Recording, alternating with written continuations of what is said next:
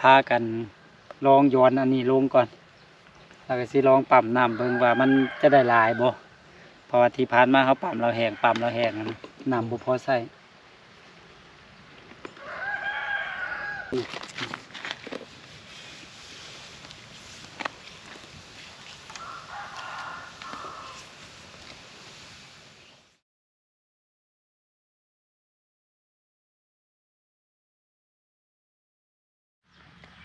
สบายดีพ่อแม่พี่น้องยินดีต้อนรับทุกท่านบ่ว่าจะอยู่ในประเทศต่างประเทศเนาะบาวลี่ก็ขอต้อนรับเข้าสู่ช่องของบาวลี่อีกคือเก่าคือเดิมเนาะมาพบพอกันในมื้อนี้เนาะอยู่ที่หน้าโรงงานน้ำดื่มของเฮานี่แหละพอดีจะลองเอาปั๊มน้ำบาดาลลงลึกลงไปเติมเนาะเพราะว่าน้ำมันแห้งอะนะสบายดีแล้วสบายดีเมกโดยเฮ็ดหยังมื้อนี้เลิศเฮ็ดน้ำ อยากจะได้เฮ็ดน้ำ ฮะเมกลองเว้าเบิ่งดูเฮ็ดหยังเดี๋ยวนี้บ่เฮ็ดหยังว่าเดี๋ยวนี้เฮากำลังสิเฮ็ดหยังทอกท่อน้ฮะำทอกท่อน้ทอกท่อน้ำโดยบ่แม่นทอกท่อน้ำเอาท่อน้ำลง ภาษาลาวยังบ่แข็งเด้จุน้องเนาะเรียนเด้อเรียนนำอ้ายเด้อโดยอยู่นำกันบ่ต้องปากเอาภาษากับหมู่จุน้องก็ปากภาษาลาวให้เก่งภาษาลาวเด้อโดยเอาโทรเดียวก็ได้โทรเดียวตัดออกเอาโทรเดียวนี่ก็ได้ตัวนี้มันยาวเนาะ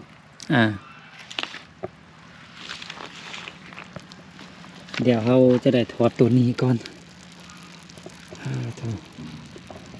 เอาเลยโซ่สีมือในการจับกล่องเบิ้งหน้าจอฮะ เลือดจับกล่องเอานี่ออกเพราะตัวนี้เขาไม่ได้ใช้กาวเลยเพราะว่าเขาได้ทอดไปทอดมาแบบนี้นะ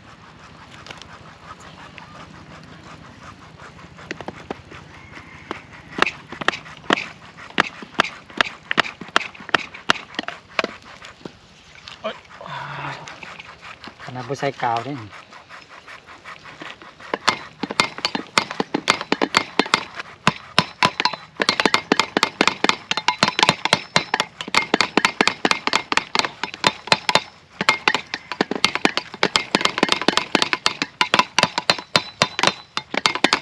ออกอยู่เนาะออกกับเมกปากน้ำอายเลยดูนั่นเลย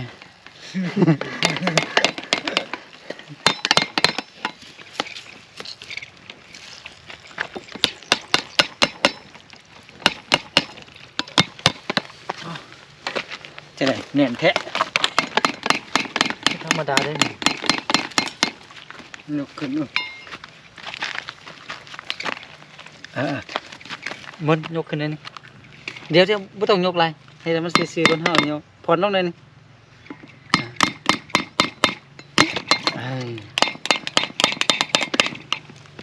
อันนี้มีกาวที่นี่นะโอ้กาวกุปัดจุบ่ปากันเลยคือไม่ได้ใช้นะเนาะมีเส้นนี่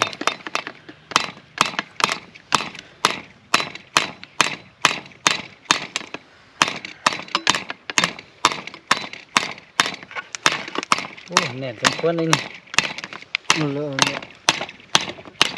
ขนาดว่าไม่ได้ใช้กาวโอเค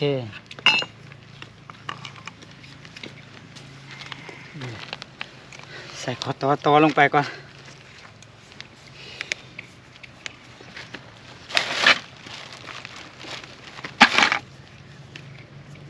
น้ำบ่พอนะพ่อแม่พี่น้องน้ำเนาะปั๊มประมาณชั่วโมงหนึ่งเนาะมืดเนาะหอดอะหอดเนาะชั่วโมงหนึ่งบ่ได้ถังหนึ่งทำปั๊มวันหนึ่งถัง2,000 ลิตรนี่ได้ประมาณ1,000 ปลายลิตร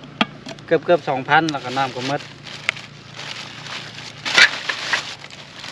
สิลองเอาใดนี่ย้อนลงไปลึกกว่านี้ตึมว่ามันจะได้น้ำลายบ่หั่น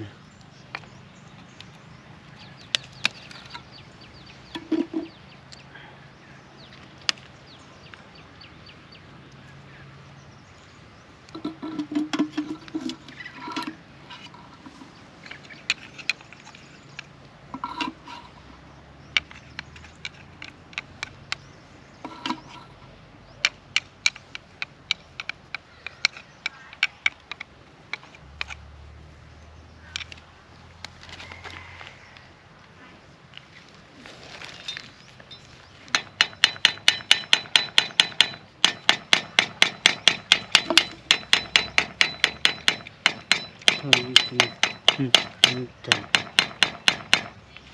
แต่ที่อาจจะได้แล้ว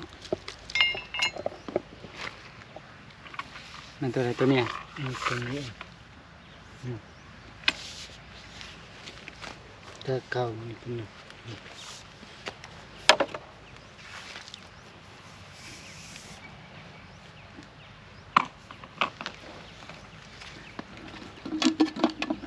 จะลองต่อลงไปโทนหนึ่งเบิ้งว่า มันจะสุดบ่จับอันเนี้ย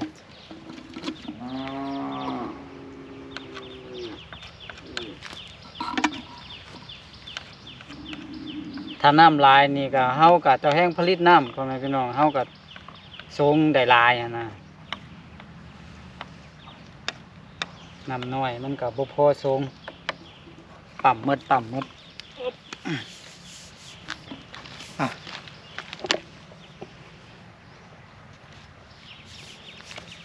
จับนะ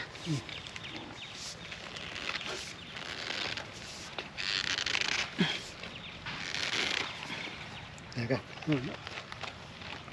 ต้องเข็ม ถูกอันนี้มัดแล้วได้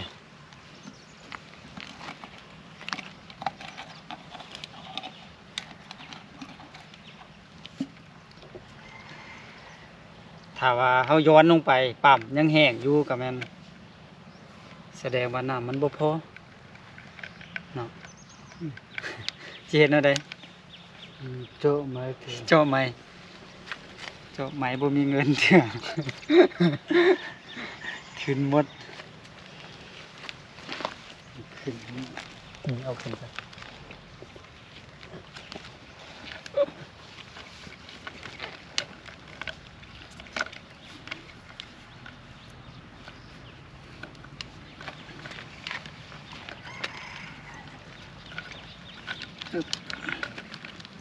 โอ้ขึ้นดึบอ่า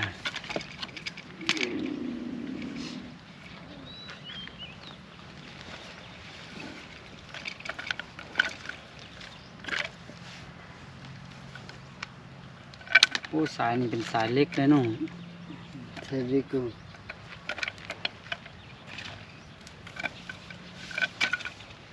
ทอดมาแล้วใส่ไฟหนุนได้ เดี๋ยว นี่กลับกันนะ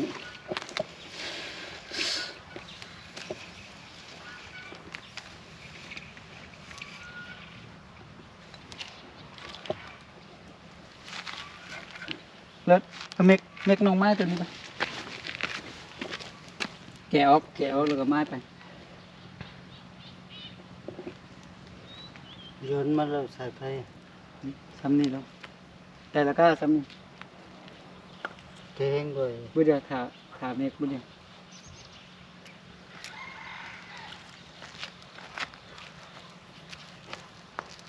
ลงย้อนลงไป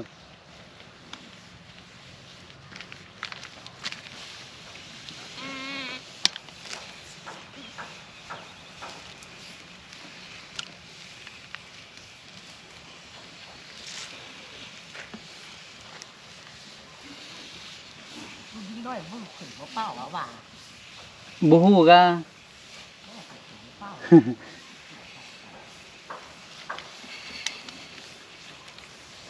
นี่โอ้ยังหลายได้เนาะ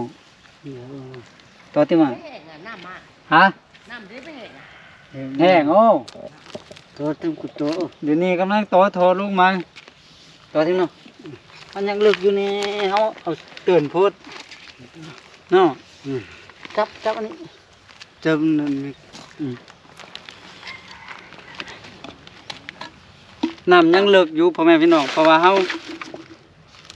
เอาทอลงน้อยพุดมันก็เลยแห้งวันนี้ทดลองเบิ่งทดลองเอาทอลงเลิกๆเลย นี่แป๊บตัวนี้ บุเดียวเฮาค่อยปาตำลังก็ได้ค่อยปาตำลังก็ได้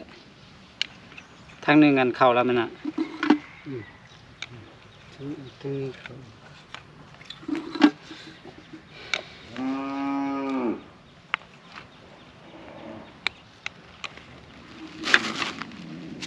จับเด้อจับดีๆเด้อ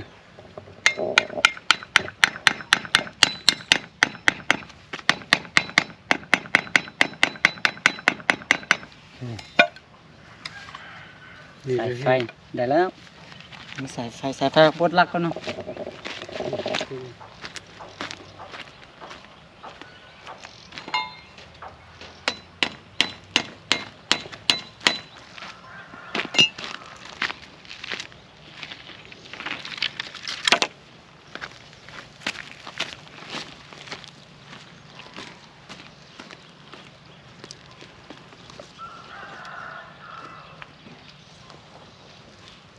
มือกล่องนิ่งใช่เนาะ มือกล่องเขานิ่งสุดเลย เห็นน้องเลือดจับกล่องนิ่งสุด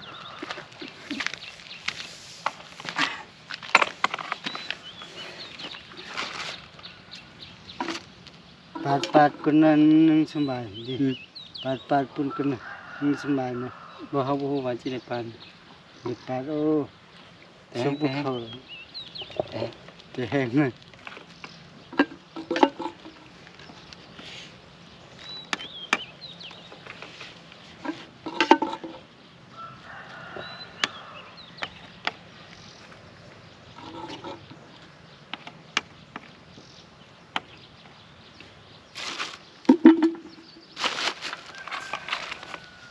จับดีๆนะ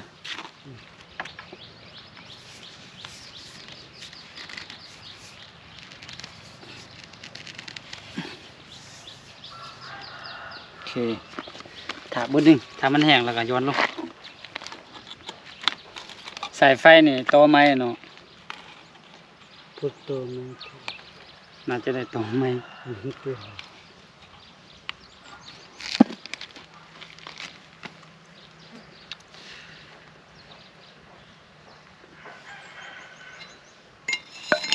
บรรยากาศเศร้าๆพ่อแม่พี่น้องมื้อนี้พากันลองย้อนอันนี้ลงก่อนแล้วก็สิลองปั๊มน้ำเบิ่งว่ามันจะได้หลายบ่เพราะว่าที่ผ่านมาเขาปั๊มเราแห้งอะนะน้ำบ่พอใช้เขาย้อนลงจนให้มันสุดก่อนเนาะแล้วเขาค่อยยกขึ้นว่าเขาจะเอาขึ้นซ้ำได้เนาะ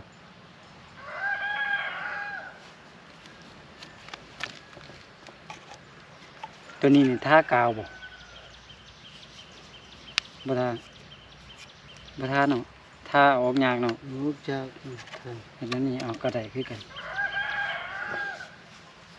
มันก็เบิกแน่นๆแล้วพ่อแม่พี่น้องแบบอันมันบ่แม่นน้ำประปาน่ะความดันมันบ่แห้งถ้าเป็นน้ำประปานี่แบบนี้บ่ได้น้ำประปามันความดันมันแห้ง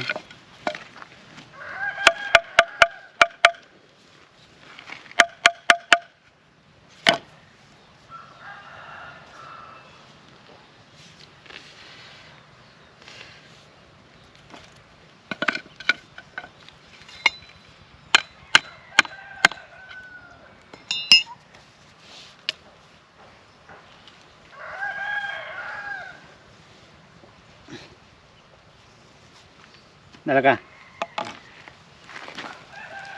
Kudon ni.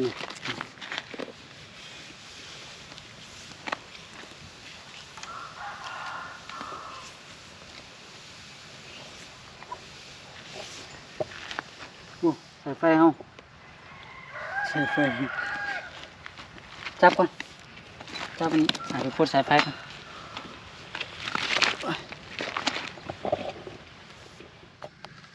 โอเคเนาะหลังจากเขาพูดสายไฟแล้วก็ที่ย้อนลงตึม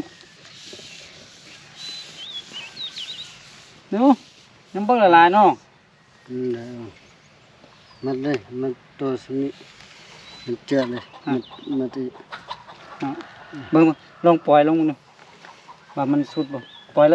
ย Nang oh. โอ้ยังเลยเนาะเอ้าฉันนี้เนาะโอ้ยังเบิ่งละลายนี่ Kek tu kau. เนาะ Min lo mun khot khe.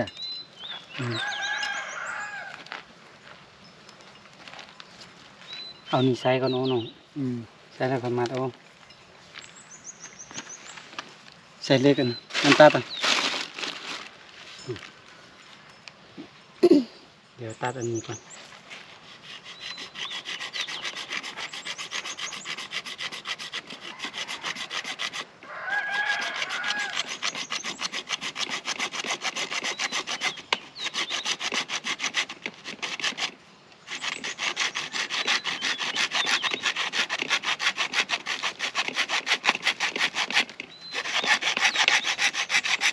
ตัวไหนตึกตัวล่ะ อืม ตัวไหนสลุง บ่ฮู้เฮาว่าลง ตัวไหนไหนนะตัวนั้นนี้คือว่า12ตัวนะสลุงอืม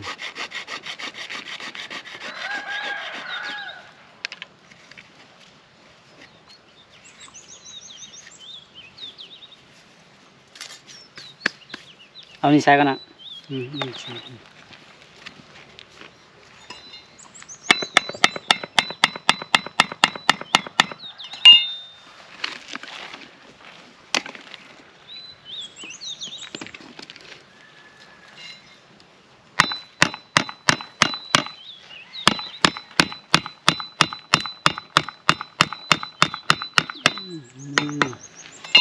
หมดเลย จับมัน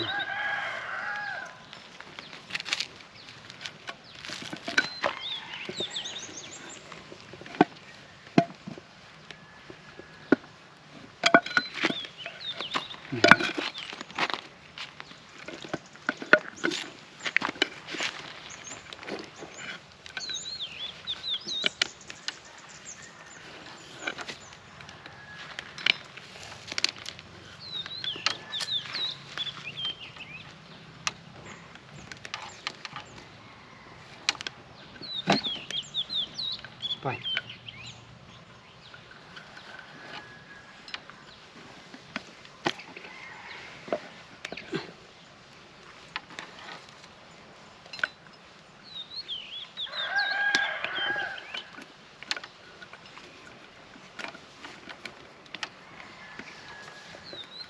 เกี่ยวตรงนี้อืมเกี่ยวตรงนี้เนี่ย บ่แม่นมันสิอันจองตัวนี้หลายพุ่นน่ะ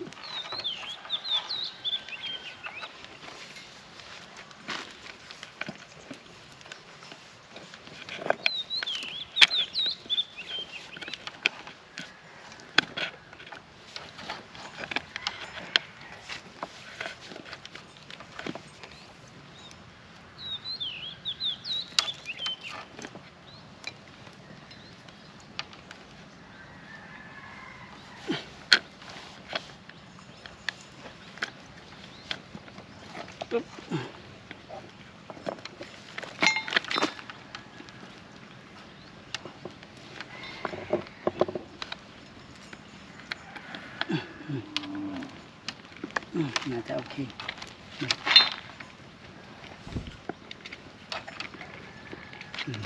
เก็บนี่เนาะเอาอันนี้เอาอันนี้เอาดินบล็อกมา บนเรื่องนี้ ปล่อยมันก็ลงไปตรงปล่อยก็ได้ไปยกขึ้นไปไปเพิ่มเลยตัวนี้ได้ปะโอเคโอเคสำเร็จตัวนี้นะโอเคพ่อแม่พี่น้องตอนนี้ก็ต่อเป็นที่เรียบร้อยเนาะทดลองปั๊มแล้วตอนนี้นะปั๊มกำลังใช้งานอยู่กำลังปั๊มน้ำอยู่ก็จะลองเบิ้งน้ำกันว่าน้ำยังจะแห้งคือเก่าบ่นะเพราะว่าเขาต่อลงอีก2 ท่อเนาะนี่ก็คือท่อแบบนี้นะท่อ4 เมตรเนาะลงอีก8 เมตรเนาะเอาลง2 ท่อก็ลองถ้าเบิ้งน้ำกันเบิ้งเนาะ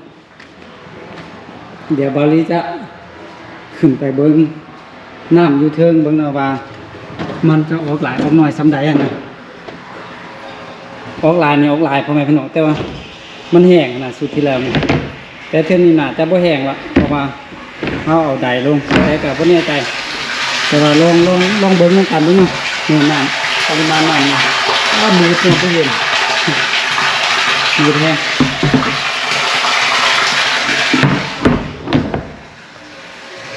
ลองปรับลองเบิ้งว่ามันจะแห้งหรือบ่ถ้าเต็มแทงนี่เนาะเราหลังจากที่เราตกมาได้ระยะหนึ่งเนาะได้น้ำประมาณนี้แต่น้ำเริ่มแห้งแล้วทำไมพี่น้องเนี่ยมันจะออกน้อยลงเนาะออกน้อยขนาดเลยจะเริ่มแห้งลงไปเดี๋ยวจะใส่โซ่ลงไปให้เบิ้งกันแล้วก็นะ เนี่ยเริ่มแห้งเนาะขนาดน้อยโอ้ขี้มืดแล้วนี่กินน้ำเลยนี่หมด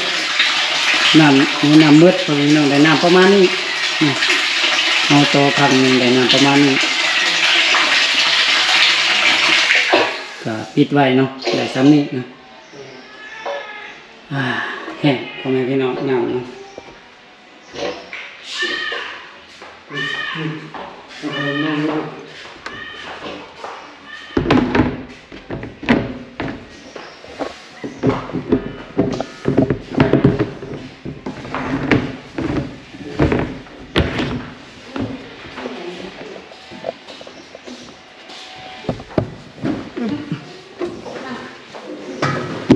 ก็ได้ประมาณนี้เนาะ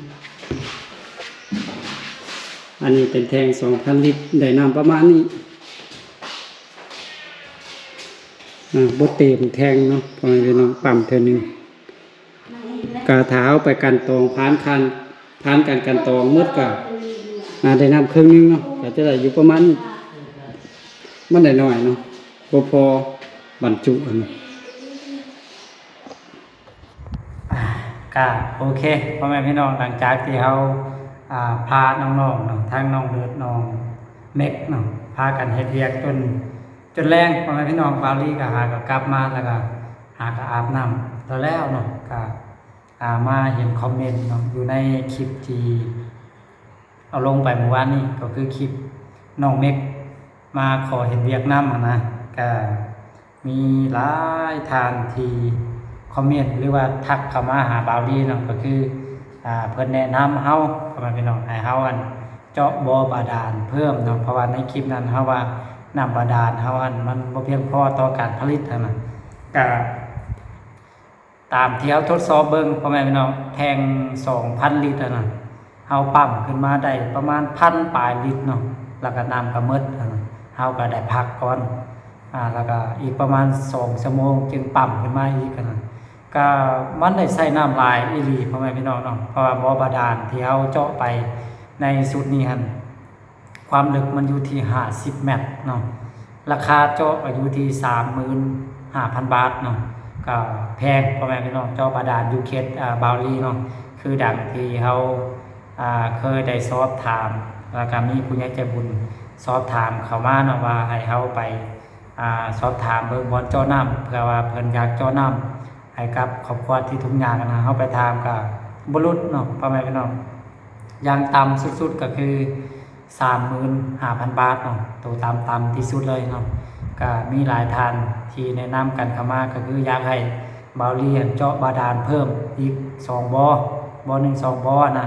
เวลาเฮาปั๊มบ่อนี้หมดก็มาปั๊มอีกบ่อนึงเนาะเวลาปั๊มบ่อนี้หมดก็ปั๊มหมุนเวียนกันไปนะก็ความจริงเจาะได้พ่อแม่พี่น้องแต่ปัญหามันก็คือบาวลีบ่มีงบพ่อแม่พี่น้องที่จะเจาะงบหมดก็คือบาวลี